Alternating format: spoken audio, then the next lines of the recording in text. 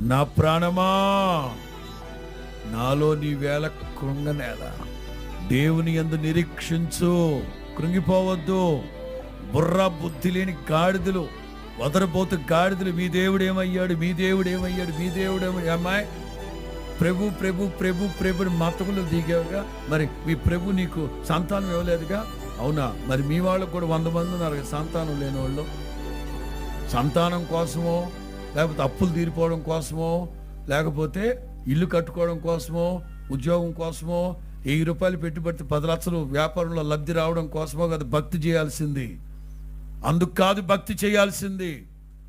నరుని ఆత్మ యెహోవా పెట్టిన ఈ ఆత్మ పరలోకం వెళ్ళి చేరాలి, పరమాత్మని చేరాలంటే ఈ ఆత్మ పరమాత్మనితో మమేకం అవ్వాలి. ఈ ఆత్మ పరలోకానికి వెళ్ళాలి.